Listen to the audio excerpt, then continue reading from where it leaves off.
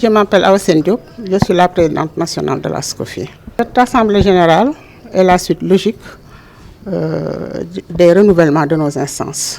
Nous avons commencé à renouveler depuis 2022 les cellules locales, les cellules départementaux et les cellules régionaux ont été renouvelées. Les cellules locales, les cellules départementales et les cellules régionales ont été renouvelées. Maintenant, aujourd'hui, on est dans une phase transitoire d'association. Nous sommes passés à organisation non gouvernementale.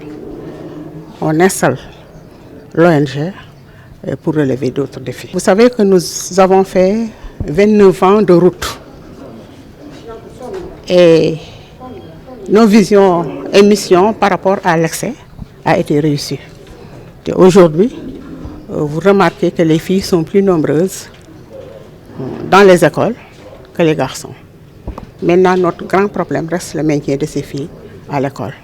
Beaucoup d'entre elles ont tendance à abandonner l'école à cause des déperditions scolaires, les mariages précoces, les viols, le problème de l'hygiène monstrueux, qui est un problème de santé publique, mais aussi le phénomène de l'inflation, qui pousse certaines familles à inciter les filles à aller trouver des travaux domestiques rémunérés, à faire le petit commerce dans les marchés hebdomadaires. Et là, elles sont souvent violentées. Donc, notre combat, c'est maintenir ces filles-là à l'école, car on ne peut pas parler de développement sans pour autant parler du maintien de la fille. Pour maintenir ces filles à l'école, nous allons sensibiliser davantage les parents, la communauté, les autorités, les pouvoirs publics.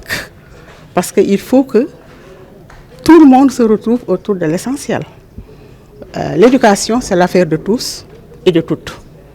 Il faudra sensibiliser davantage, mettre en place des stratégies efficientes pour maintenir ces filles-là à l'école. Nous avons encore d'autres défis. C'est le maintien des garçons. Parce que les garçons ont tendance à démissionner pour d'autres activités que sont le phénomène de l'immigration irrégulière, l'agriculture, le phénomène des raquettes ou bien la lutte. Nous sommes en phase avec les ODD qui dit que l'éducation doit être inclusive.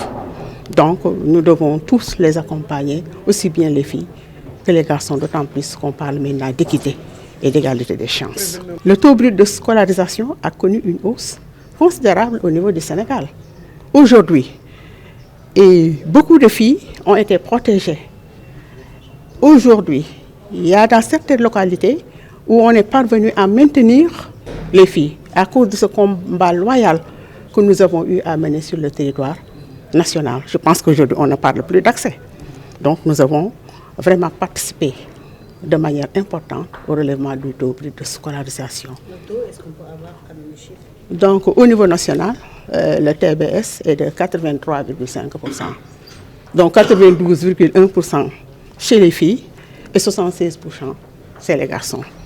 Donc, vous savez que c'est relevé. Mais ça, ce n'est plus un problème pour nous. Notre problème, c'est le maintien des filles et des garçons à l'école. Nous avons un programme d'investissement très costaud. C'est la raison pour laquelle nous avons jugé nécessaire de nous ériger en ONG pour pouvoir participer pleinement aux politiques publiques, pour pouvoir avoir plus d'autonomie dans un champ large et élargi, effectivement, avec la mobilisation des populations et des autorités.